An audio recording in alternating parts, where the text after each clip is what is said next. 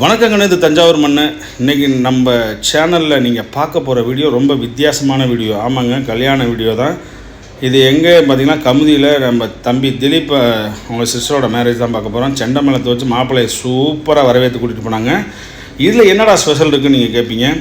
கிட்டத்தட்ட ஒரு 3000 பேருக்கு biryani, mutton biryani, chicken 65, egg, raita, halwa, sambar, rasam, rice, curd rice, உப்பு, புளி ஊறுகாலேருந்து இஞ்சி ஊறுகாய் வரை எல்லாமே சூப்பராக ரெடி பண்ணியிருந்தாங்க. இப்போ நம்ம பார்க்குறது தான் மேக்கிங் ஆஃப் மட்டன் பிரியாணி. உங்களோட ஸ்டைலே ஒரு தனித்துவமான ஸ்டைலாக இருக்குங்க. எஸ்எஸ்ஏ கேட்ரிங்கு, மதுரை பேஸ் தான் அவங்களோட இது. இவங்க எல்லாமே ஃபஸ்ட்டு ஒரு 4 அடுப்பு பற்ற வைக்கிறாங்க. அதில் 2 அடுப்பில் தண்ணி கொதிக்க விடுறாங்க. அரிசியை வேக வைக்கிறது இல்லைங்க. இது தம் பிரியாணி, நாட் ஃபார் வடி பிரியாணி. ஃபஸ்ட்டில் ஒரு இதில் புகையுது பார்த்தீங்களா, அது என்னென்னு பார்த்தீங்கன்னா தம்மு கட்டியாச்சு. ஒவ்வொரு பிரியாணியாக தீர தான் அவங்க ரெடி பண்ணுறாங்க. இவங்களோட மெத்தட் ஆஃப் குக்கிங் ரொம்ப வித்தியாசமாக இருக்குது. உன்னை நம்பலாமாடா? என்ன மச்சான் இப்படி கேட்ட? நம்பிக்கை தாண்டா வாழ்க்கையை. அப்படியே உள்ளே பார்த்தோன்னா ஒயிட் ரைஸ் அக்கா செம்ம ஸ்பெஷலிஸ்ட்டாக. அதில் எத்தனை கிலோ வேணாலும் ஒயிட் ரைஸை ஒத்தையால் நின்று வடித்து கொடுத்துரு. மேக்ஸிமம் அவங்க ஜென்ஸுக்கு ஈக்குவலான வேலை லேடிஸும் பார்க்குறாங்க. அது எனக்கு ரொம்ப பிடிச்சிருந்துச்சு. இவங்க கேட்ரிங் சர்வீஸில் சாம்பார் வைக்கிறதுக்கு ஒருத்தங்க, ரசம் வைக்கிறவங்க ஒருத்தங்க, சிக்கன் 65 பொரிக்க ஒருத்தங்க, அது மசாலா ரெடி பண்ணுறது ஒருத்தங்க, அப்படின்னு ஒவ்வொன்றுக்கும் தனியாக ஆள் வச்சுருக்காங்க.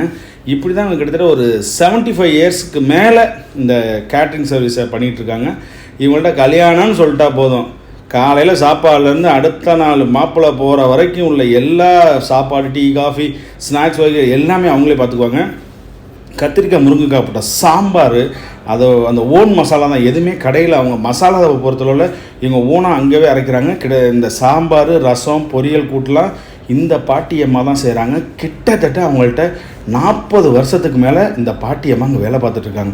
அந்த அம்மாவோட வயசை பார்த்தாலே தெரியும் அவங்களோட முதுமையை பற்றி. ஆனால் வேலையில் எதுவுமே தெரில. இப்போ பாருங்கள், அரிசியை போட்டார் அண்ணன். இந்த கொதி கறி வெந்துருச்சான்னு செக் பண்ணுறதுல ஒரு விதம் இருக்குது பாருங்கள், அது சூப்பராக இருக்குது. பின்னாடி வரும்போது பார்ப்பீங்க. வீடியோவை ஸ்கிப் பண்ணாமல் பாருங்கள். இது அந்த கேட்ரிங் சர்வீஸ்க்கான ப்ரொமோஷன்லாம் கிடையாது. எனக்கு பிடிச்சிருந்துச்சு, அதனால் நான் வீடியோ எடுத்து போகிறேன். உங்களுக்கு பிடிச்சிருந்தா நீங்கள் அங்கே ஆர்டர் கொடுத்துக்குங்க.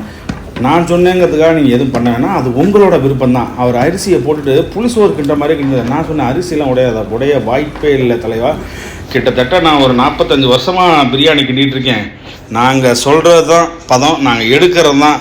நாங்கள் எடுன்னு சொன்னால் அந்த ரைஸ் வெந்திருக்கும், கறி பஞ்சு மாதிரி வந்திருக்குனாரு.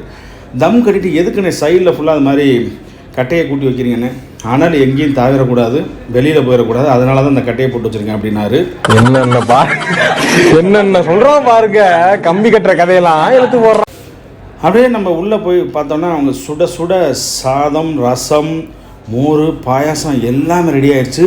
அப்படியே சிக்கனுக்கு அப்படியே மசாலாவை தடவி சிக்கன் கிட்டத்தட்ட ஒரு 3 மணி நேரத்துக்கு மேலே ஊறுது. அந்த பையன் எடுத்து நம்மளுக்கு தட்டி காம்பா பாருங்கள். சிக்கனோட அந்த ரா மெட்டீரியலோட ஸ்மெல்லே அவ்வளோ சூப்பராக இருந்துச்சு. அந்த பொரிக்கும் போது யூஸ் பண்ணுறது எல்லாமே சுத்தமான சூரியகாந்தி எண்ணெய் தாங்க. சுத்தமான சூரியகாந்தி எண்ணெய் தான். இதில் வேறு ஆர்டிஃபிஷியல் கலரோ எதுவுமே இது பண்ணுறது கிடையாது. அந்த அக்கா பார்த்திங்களா, சாப்பாடு நான் லேடிலாம் இப்படிலாம் சமைப்பாங்கிறது, இவ்வளோ பல்க் குவான்டிட்டி சமைப்பாங்கிறது இந்த எஸ்எஸ்ஐ கேட்ரிங்கில் இருந்து தான் நான் தெரிஞ்சுக்கிட்டேன். நான் ஃபஸ்ட் டைமும் இப்போ தான் பார்க்குறேன். அப்படியே பார்த்திங்கன்னா அண்ணன் இந்த கறி வெந்துருச்சான்னு பார்க்குற பக்குவம் இருக்குல்ல, தண்ணி போட்டு கறியை வேக வச்சுட்டாங்க. அந்த சூடான கறியை இது ஒரு ஆயில் தண்ணியாக, பச்சை தண்ணி கிடையாது, அதில் தொட்டு நசுக்கி அந்த இதுக்குள்ளே போட்டு வெந்துருச்சான்னு பார்க்குறாரு. வெந்துருச்சு அப்படின்னு தெரிஞ்சோன்னு தூக்கி உள்ளே போட்டுறாரு. திருப்பி அதிலேருந்து இன்னொரு பீஸ் எடுத்து வெந்துருச்சான்னு பார்க்குறாரு. அங்கே பாருங்கள், ஒரு ஓகேனா மட்டும்தான் அதில் அரிசி ஏற்றுறாரு. அப்படிங்கும்போது என்னடா இவங்க எதுக்கு எடுத்தாலும் முட்டு கொடுக்குறாங்களே மாதிரி தான் என் மனசில் தோணுச்சு.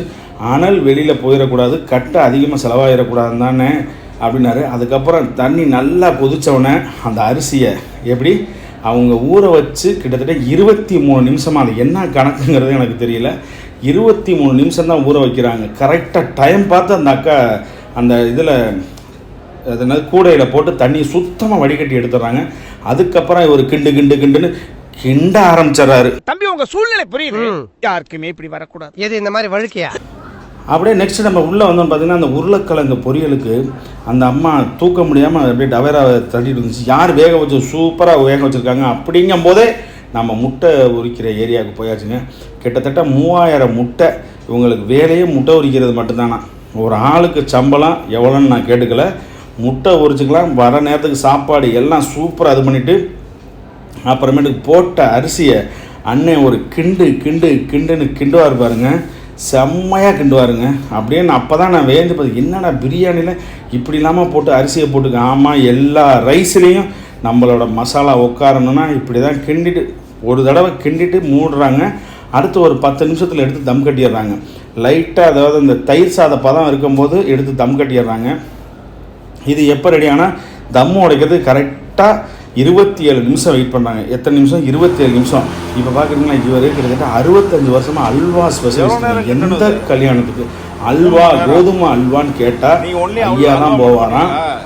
கிட்டத்தட்ட ஒரு 3000 பேருக்கு ஒரு சிங்கிளான அல்வா கிண்டணுமா, ஒரு இது ஏற்றிட்டாங்கன்னா 4 மணி நேரம் கிண்டுன்னு கிண்டிக்கிட்டே இருக்கணுமா.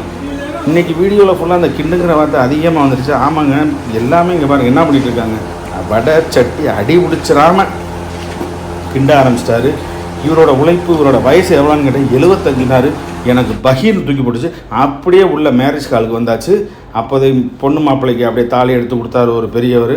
அவங்களும் தாலியை கட்டினாங்க. தாலியை கட்டின அடுத்த செகண்ட் பாருங்க, எல்லாம் எந்திரிச்சு பிரியாணி வாடை மூக்கை தொலைச்சிருச்சு. அப்படியே எந்திரிச்சு கீழே போயிடுவாங்க.